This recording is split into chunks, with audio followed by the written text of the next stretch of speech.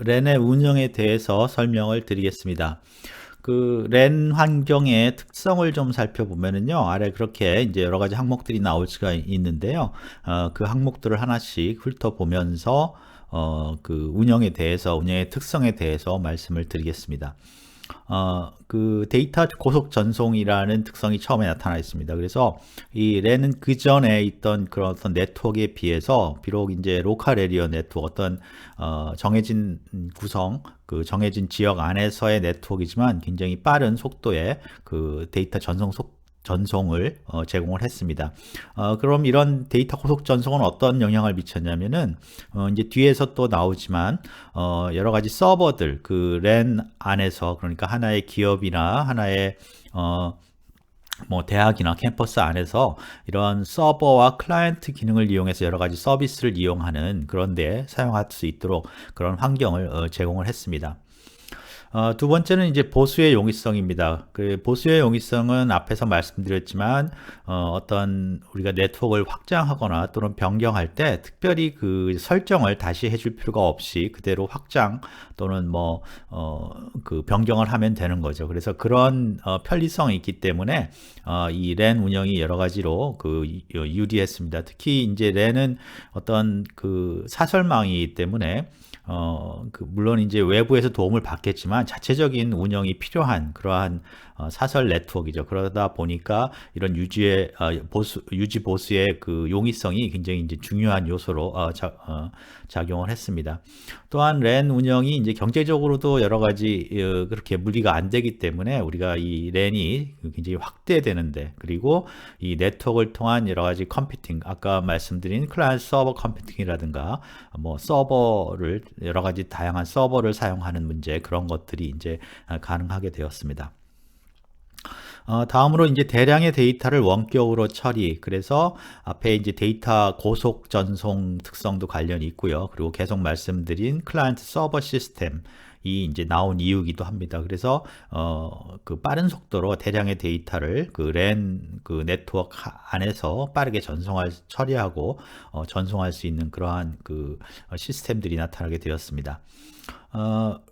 랜 운영으로 인해서 또 이제 전자메일 시스템이 사용됐습니다. 그러니까 하나의 기업이나 캠퍼스 내에서 특히 기업 내에서 전자메일을 이제 사용해서 여러 가지 업무를 볼 수 있게 되었습니다. 그래서 이런 전자메일 서비스는 뒤에 가면 이제 인터넷 즉 우리가 랜이 연결돼서 전 세계적으로 연결돼서 인터넷 서비스가 나오면 이 이제 전자메일 서비스가 또 굉장히 유효하게 됩니다. 전 세계 어디든지 보낼 수가 있으니까요.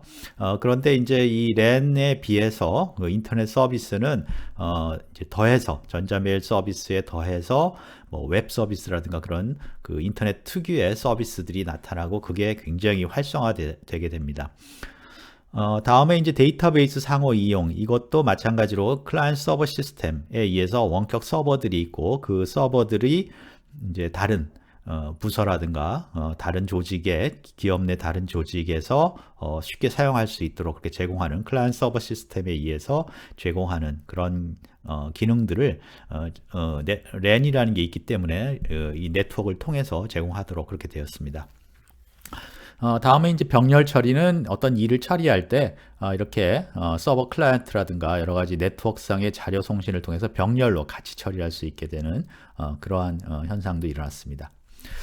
그래서 이런 식으로 이제 고속, 그 다음에 믿을만하고 경제적인 그러한 네트워크가 어떤 조직 내에서 가능했기 때문에 이 랜을 이용해서 그때 마침 이제 시작되었던 컴퓨터의 발전, 뭐 유닉스 머신이라든가 PC 또 윈도우스 OS의 발전 이런 것들이 합쳐져서 어떤 클라이언트 서버라는 한 그 시대에 아주 많이 사용된 그런 그 체계들이 나타났고요. 그것이 이제 또 발전하면서 뒤에 이런 랜들이 이제 지금도 쓰이고 있는 거죠. 그런 랜들이 이제 연결이 되면서 인터넷이라는 또 다른 어떤 발전된 그 랜 네트워크로 이제 변화되게 됩니다.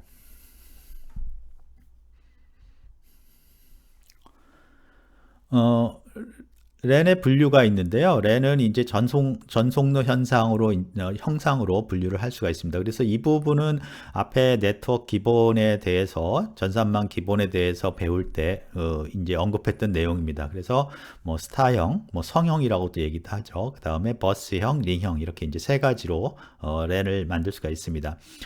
그래서 스타형이라는 것은 이제 통신 제어 장치로부터 뭐 허브나든가 스위치로부터 스타 모양, 별 모양으로 쭉 이렇게 방사형으로 케이블들이 연결돼서 컴퓨터들이 주위에 이제 컴퓨터들을 접속을 하는 거죠. 그래서 하나의 제어 장치에 여러 대의 컴퓨터들이 접속한 상태를 말하고요.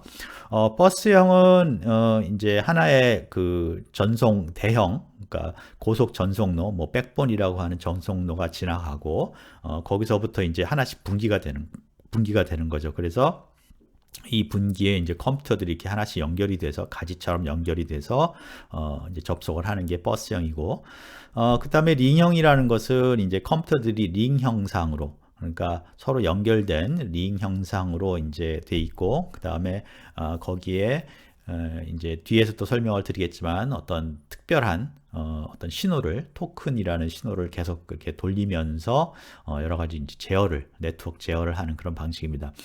그래서 일반적으로 이 지금 현재는 이 링형보다는 스타형하고 버스형을 조합한 형식으로 많이 이제 사용하고 있는 거죠. 그래서 그 백본이 이제 그 랜이 깔려져 있는 지역을, 건물들을 쭉 지나가고 있고, 각 건물에 이제 뭐 연구실이라든가 방에서는 그 선을 그 백본에서 선을 따서 어떤 허브나 그런 데 연결을 하고, 제어 장치에, 그 다음에 그 제어 장치에서부터 성형으로 방사형, 스타형으로 이렇게 여러 가지 그 컴퓨터라든가 뭐 또는 뭐 프린터 같은 그러한 네트워크에 연결해야 될 기기들을 이제 연결을 하는 거죠. 그래서 현재로서는 뭐 스타형과 버스형이 조합된 형태로 많이 사용하고 있다, 그렇게 볼 수가 있습니다.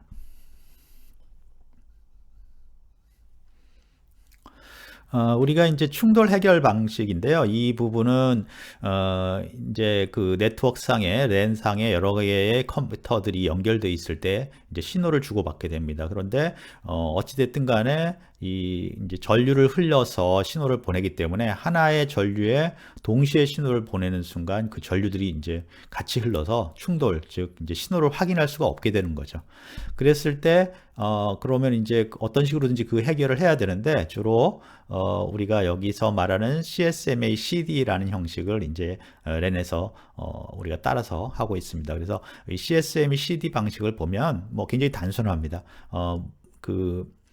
정보를 보내다가, 신호를 보내다가 충돌이 일어났다는 걸 알 수 있거든요. 충돌이 일어나면 일정 시간 동안, 그러니까 랜덤하게죠. 그러니까 항상 랜덤하게 어떤 시간을 기다린 다음에 다시 시도를 하는 거죠.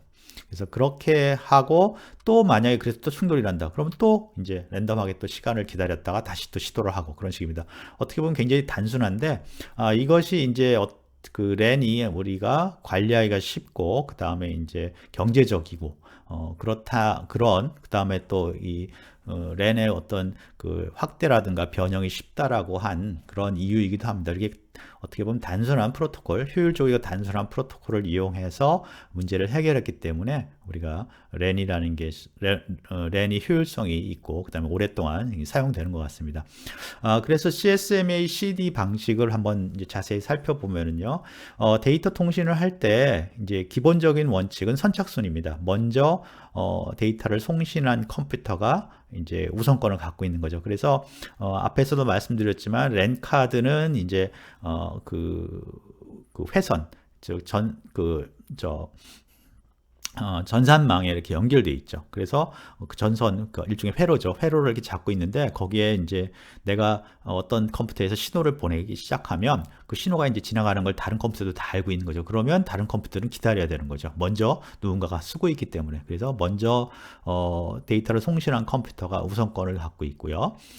그런데 이제 그러다가 이제 송신이, 그 컴퓨터가 끝나고 다른 이제 기다리고 있던 컴퓨터들도 송신을 하려고 준비를 하고 있다가 신호가 없어졌으니까, 그걸 보고 이제 그 전선에 신호가 없구나, 이제 내가 신호를 보내야겠구나 하고 딱 신호를 보내는데, 그 순간 다른 컴퓨터도 또 그렇게 그런 상황이 될 수 있다 이거죠. 그래서 동시에 신호를 이제 보내는 경우가 생기면 충돌이 일어나죠. 충돌이 일어나면 이제 그 충돌이 일어났다는 걸 확인이 됩니다. 내가 이제 신호를 보냈는데 다른 데서 같이 동시에 보내서 충돌이 일어났구나. 그러면 랜덤하게 기다렸다가 그 다음에 다시 통신을 시작하는 거죠.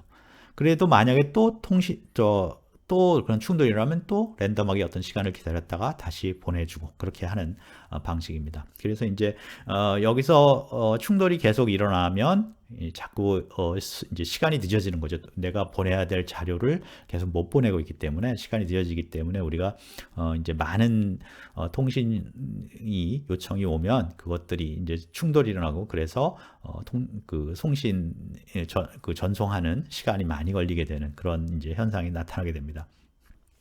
그래서 이렇게 이제 어떻게 보면 굉장히 단순한 방식인데 이 방식을 사용함으로써 제어가 굉장히 쉽죠. 하는 거는 이제 먼저 그러니까 뭐 간단하죠. 누군가가 보내고 있으면 안 보내고 있다가 선이 비어 있으면 그 통신망이 비어 있으면 회로가 비어 있으면 그때 신호를 보내기 시작하고 충돌이 일어나면 어느 정도 기다렸다가 랜덤하게 기다렸다가 다시 시도를 하고 또 충돌이 일어나면 또 기다렸다가 하고 이런 식이기 때문에 굉장히 쉽고 경제적으로 이러한 전송로를 구성이 가능합니다. 그런데 이제 이 문제는 굉장히 어느 정도 너무 이 하나의 회선에 많은 그 송신을 하려는 요구가 있다면 시도가 있다면 계속해서 충돌이 일어나서 이게 이제 계속해서 늦어지는 거죠. 그런 이제 문제점은 있을 수 있습니다.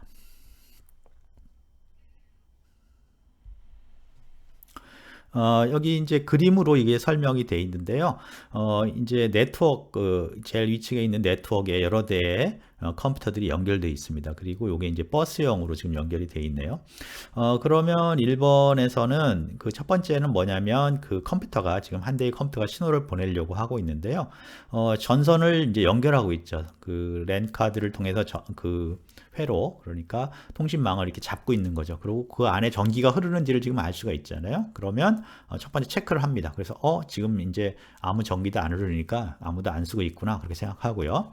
이제 두 번째는 그 아무도 안 쓰고 있기 때문에 내가 지금부터 이제 송신을 시작합니다. 신호를 거기다 이제 랜 카드가 보내는 거죠. 쭉 전기 신호를 보내면 옆에 누군가가 이제 자기도 보내려고 다른 컴퓨터 지금 3번 컴퓨터 3번에 번호 붙여져 있는 컴퓨터가 보내려고 막 하는데 그 전선에서 오는 신호가 있다 이거죠. 그 랜카드를 통해서 전선에서 오는 신호를 보니까 이거 누가 쓰고 있구나. 그러니까 나는 이제 기다려야겠다. 그렇게 이제 웨이트 하는 거죠. 그래서 이렇게 먼저 보내고 있으면 이제 신호를 보내지 않는다. 먼저 보낸 게 우선순위가 있다. 그런 거고요. 그런데 이제 이 컴퓨터가 신호를 송신하고 두 개의 컴퓨터가 우연히도 두 개의 컴퓨터가 똑같이 신호를 보내려고 그랬어요. 그래서 비어 있구나 하고 동시에 신호를 딱 보내는 순간 그 우측에 있는 그림처럼 충돌이 일어납니다. 컬리전이 일어난 거죠. 그래서 컬리전이 일어나면 두 컴퓨터는 컬리전이 일어났다는 걸 확인이 가능합니다. 그래서 이제 내가 보낸 자료가 잘못됐구나, 충돌이 일어났구나, 그리고 다른 이제 조치를 취하게 되는 거죠. 그래서 그렇게 되면 A, C 여기서 두 개의 컴퓨터가 있는데 두 개의 컴퓨터가 충돌이 난 다음에 두 컴퓨터가 각각 랜덤하게 기다립니다. 랜덤하게 기다렸다가 다시 신호를 보내는 거죠. 그래서 뭐 둘 중에 랜덤하게 기다리니까 어떤 신호가 먼저 오면 그 신호가 이제 가고 다른 컴퓨터는 다른 그보다 늦게 이제 시작을 하려고 하는데 보면 이제 누군가 신호를 보내니까 신호를 안 보내게 되는 거죠. 또는 A씨가 또 공교롭게 두 번째도 또 동시에 했다. 그럼 또 이제 랜덤하게 서로 기다렸다가 다시 보내고 이게 바로 이제 CSMA CD 방식으로 우리가 어떤 충돌을 회피하고 충돌을 극복하기 위한 방법입니다.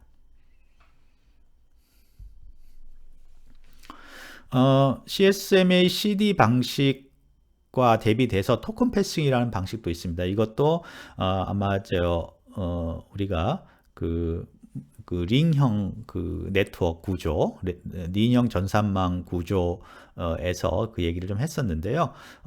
이제 충돌이 일어난다는 것은 동시에 두 컴퓨터가 신호를 보내는 거잖아요. 그래서 이 토큰 패싱 방법은 송신권을 가진 토큰을 이렇게 돌리는 겁니다. 그 안에 들어있는 컴퓨터들한테. 그래서 어떤 시간에 그 토큰은 한 컴퓨터에만 있는 거죠. 우리가 이제 수건 돌리기랑 비슷한 거죠. 그래서 수건을 쭉 갖고 막 뛰다가 어디다 던져주면 그거를 받는 사람이 어떤 순간에 한 명밖에 없잖아요. 그거랑 똑같은 겁니다. 그래서 그 토큰을 쭉 이제 순서대로 쭉쭉쭉 돌려주는 거죠. 그래서 이제 링형 그 네트워크에서 이게 사용될 수 있습니다. 그래서 송신권을 부여하는 신호인 토큰이라는 데이터를 이제 하나씩 순환하고요. 그때 토큰을 가진 컴퓨터만이 송신이 가능합니다. 그러니까 절대 충돌이 일어날 리는 없겠죠. 그렇게 되는 거고요. 그래서 이제 CSMA CD와 같은 이게 동시에 보내서 충돌하는 경우는 없을 거고요. 그러니까 그런 거는 이제 그런 충돌을 회피하는 방법은 필요가 없고요. 그래서 이걸 할 때 물리적인 링을 구성할 수도 있고요. 그 다음에 이제 기억이 나시는지 모르겠지만 우리가 논리적 그 네트워크 구조라는 것도 얘기를 했습니다. 논리적으로도 구성할 수 있습니다. 그러니까 물리적으로는 링형 구조가 아닌데 그 논리적으로는 링형 구조를 만드는 경우가 됩니다. 그래서 아래 그림에 그게 나타나 있는데요. 이거는 이제 그 물리적으로 보면 버스형 구조거든요. 지금 버스형으로 이렇게 중간에 그 백본이 지나가고 사이에 하나씩 이게 지선이 나와서 컴퓨터를 연결했는데 이거를 이제 논리적으로 링을 만들 수 있다. 그죠? 신호를 1번, 2번, 3번, 4번, 5번, 6번, 7번 순으로 이렇게 하나씩 보내주면 그게 바로 링이 만들어지는 거죠.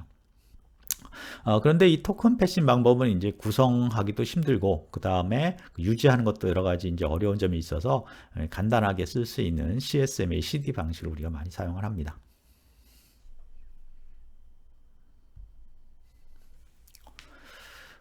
랜의 이용 환경에 대해서 살펴보겠습니다.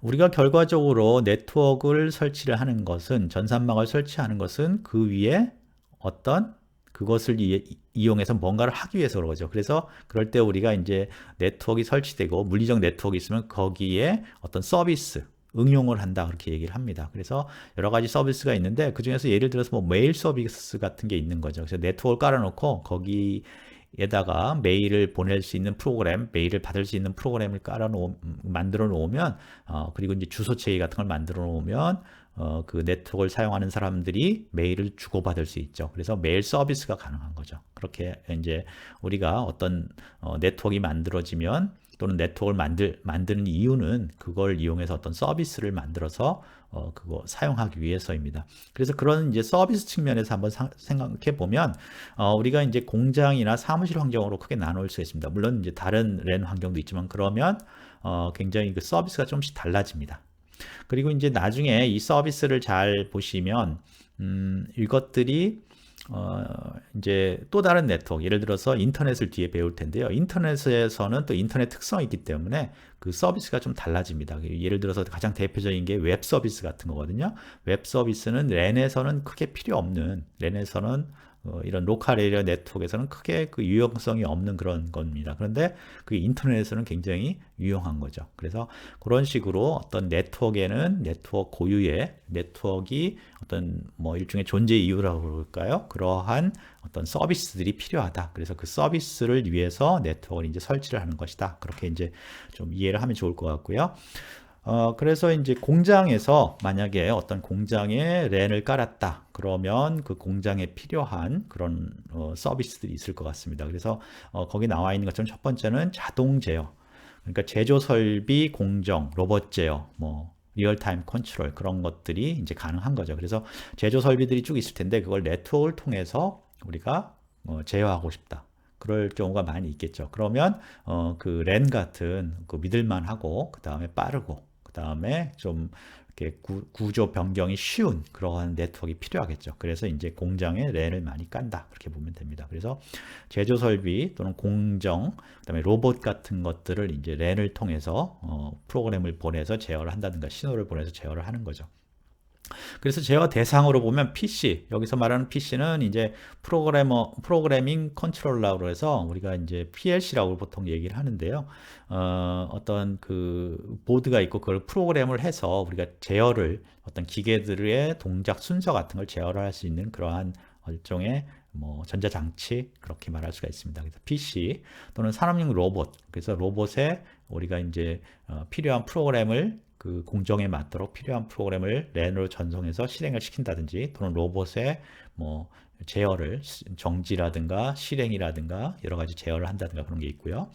그 다음에 이제 CNC 컴퓨터 뉴메리컬 컨트롤러로 해서 우리가 보통 이제 뭐 가장 대표적인 게 밀링 머신인데요. 밀링 머신 이렇게 금속 같은 거를 절삭하는 기계를 요 컴퓨터를 이용해서 제어를 할 수 있습니다. 그래서 이것도 로봇하고 비슷하게 그 CNC 프로그램 그 어떤 내가 원하는 부품을 가공할 수 있는 그러한 명령어들을 랜을 통해서 이제 전송할 수가 있는 거죠. 그러면 우리가 공장에서 필요에 따라서 필요한 물건에 필요한 그런 서로 다른 프로그램들을 이제 전송을 할 수가 있는 겁니다. 자, 그러면 이제 공장에서는 이러한 응용, 그 제조 설비, 공정 로봇 등을 제어하기 위해서 이제 랜을 사용하는 거고요. 그런 랜이 응용에 랜 위에 서비스가 그런 게 이제 필요한 거고요. 사무실 환경에서는 이제 조금 다른 서비스들이 필요합니다. 그래서 첫 번째는 이제 메일 서비스 또는 워크플로우 시스템. 워크플로우 시스템이라는 것은 소프트웨어인데 이것이 이제 일의 순서를 자동으로 이렇게 처리를 해줍니다. 어떤 일이 끝났다 그러면 다음 일. 그런데 이것이 혼자 쓰는 게 아니라 기업 내에 예를 들어 특히 랜에 잘 어울리겠죠. 그래서 하나의 기업 내에 여러 부서들이 일의 순서를 네트워크를 통해서 자동으로 조절을 하는 거죠. 그래서 워크플로우 시스템. 그 다음에 이제 또 우리가 기업에서 사무실에서는 문서나 정보를 많이 공유하기 때문에 이런 것들을 이제 공유하는 그룹웨어라는 시스템. 그 다음에 데이터베이스를 또 공유해야 되고요. 그 다음에 이제 우리가 실제적으로는 우리가 이제 우리 학교 같은 경우에 안에 캠퍼스 안에서는 랜을 사용하고 있는 겁니다. 근데 랜을 사용하는데 여러분들 실질적으로 이제 랜보다는 인터넷을 더 많이 사용하겠죠. 그 인터넷을 랜을 통해서 연결을 하는 거죠. 그래서 인터넷 연결 사용, 그것도 하나의 이제 서비스가 될 수가 있겠습니다. 그래서 이렇게 공장에 쓰는 랜하고 사무실에서 쓰는 랜은 서로 다른 어떤 서비스를 가진다. 그리고 이런 랜이나 네트워크를 설치할 때는 네트워크의 성질이라든가 특성, 뭐 여러 가지를 내가 사용하고자 하는 그 조직에서 사용하고자 하는 서비스에 맞춰서 선택을 하게 된다. 그런 것들을 좀 이해를 하면 좋을 것 같습니다. 공장에서 랜을 이용하는 것을 이제 그림으로 이렇게 예를 들어 설명을 했는데요. 여기에 보면 크게 두 가지 이제 오피스가 있습니다. 공장 외에. 그래서 멀리 떨어져 있는 리모트 오피스 사이트가 있고요. 그 다음에 공장 안에 이제 컨트롤룸이죠. 제어를 하는 그런 방이 있고요. 그러면 이런 것들을 이제 어떻게 하냐면 네트워크 랜을 통해서 이제 연결을 하죠. 그래서 공장 중간에 있는 공장에 보면 그 밸브 같은 거를 제어를 하기도 하고요. 그 다음에 또 한 가지는 그 공장에 여러 가지 센서들이 있을 텐데 여기는 아마 화학 공장 같은데 그러한 그 센서들에서 나오는 정보들을 또 모니터링하는 그런 것들을 랜을 통해서 보내서 모니터링하는 거. 그 다음에 여기서 이제 그 정보들을 보고 이제 제어를 할 수 있는 그런 명령어를 랜을 통해서 보내서 제어를 하는 그런 것들이 있습니다. 그래서 뭐 화학 공장 같은 거 보면 굉장히 크고 그 다음에 뭐 사람이 접근하기가 굉장히 쉽지 않죠. 그런 것들이 그런 데에는 이제 이런 랜을 이용해서 그런 상황을 센서들을 이용해 상황을 파악하고 그 다음에 필요한 제어를 그쪽에다가 보낼 수 있는 그런 것들 그런 서비스가 이제 필요합니다. 다음은 이제 사무실 환경에서 랜 이용인데요. 앞에서 말씀드렸지만 이제 요즘에는 인터넷을 연결을 다 하겠죠. 그래서 인터넷을 연결을 하고요. 그 다음에 이제 파이어월이 있어서 파이어월에서 이제 어떤 접근을 합법적인 뭐 안 좋은 위험한 접근들을 이제 막게 되고요. 그게 들어와서 이제 스위치 등을 통해서 이제 네트워크가 이제 분리가 되고 연결이 되겠죠. 그래서 이제 서버도 연결이 되고요. 그 다음에 뭐 여러 가지 종류의 PC라든가 뭐 PDA, 폰 이런 것들이 연결이 되고요. 그 다음에 이제 여기서는 이제 와이어리스 액세스 포인트가 있어서 무선으로도 이제 접근할 수 있도록 그렇게 되어 있죠. 그래서 요 모양이 사실은 우리 이제 캠퍼스에서도 그대로 적용이 되죠. 그래서 외부 인터넷에 연결이 되어 있고 랜 상에서는 이제 서버도 있고 뭐 여러 가지 PC나 프린터 그런 것들도 있고요. 그 다음에 이제 또 무선 인터넷도 와이어리스 인터넷도 뭐 와이파이라고 그러죠. 와이파이도 이제 연결을 하고 그런 식으로 하고요. 그 다음에 이 위에 서비스로서는 이제 우리가 메일을 보낼 수도 있고요. 요즘에는 이제 전화도 인터넷을 통해서 하고요. 그 다음에 뭐 방송도 할 수 있고요. 그 다음에 어떤 뭐 자료를 조회한다든가 데이터베이스 조회를 한다든가 그런 것들을 이제 할 수가 있습니다. 그래서 그런 다양한 서비스들이 이 이제 랜 환경에서 적용이 됩니다.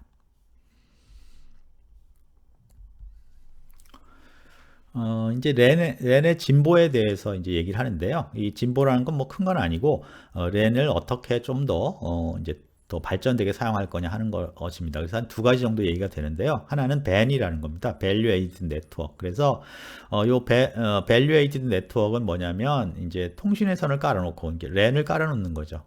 그 다음에 거기다가 이제 우리가 여러 가지 서비스를 제공을 이제 우리가 사용할 수 있는데 거기다 이제 부가 서비스를 제공을 하는 겁니다. 예를 들어서 랜을 깔아놓고 거기다 뭐 우편함을 만들어 놓고 또는 우리가 이제 우편함을 좀 발전시키면 음성 사서함 같은 걸 만들어 놓는 거죠. 그러면 그 네트워크를 통해서 음성 사서함 정보를 접근도 하고 남길 수도 있고 그렇게 되는 거죠. 그러면 이제 거기에서 어떤 부가가치가 생기니까 그런 걸 우리가 부가가치 통신망 그렇게 얘기를 합니다. 특히 이제 이 부가가치 통신망은 어디에서 사용하냐면 예를 들어서 뭐 포스코라는 회사가 있죠. 우리나라의 철강 회사인데 그 철강 회사는 이제 그 주로 이 고객들이 개인이 아니라 어떤 기업들이죠. 큰 기업들이 이제 철강 회사 서로 이제 그 거래를 하는데 그럴 때 이렇게 이제 네트워크를 깔아놓고 랜을 깔아놓고 전용 랜이죠. 그래서 그 회사하고 그 포스코랑 서로 연결된 랜을 깔아놓고 그거를 통해서 이제 거래를 하는 거죠. 그래서 뭐 주문도 그 시스템에 거기에 있는 시스템으로 주문을 하고 그 다음에 정산 같은 것도 그렇게 하는 거죠. 그래서 기업의 사설망, 기업의 이제 기업 포스코가 설치를 한 그런 랜인데 그거는 포스코와 그 수요 기업들하고 연결해서 처리하는 네트워크이고 그 안에는 그런 거래를 처리할 수 있는 부가 서비스를 그 이제 설치를 해 놓은 거죠. 그래서 그게 이제 부가가치 통신망, 밴이라고 볼 수가 있는 거죠.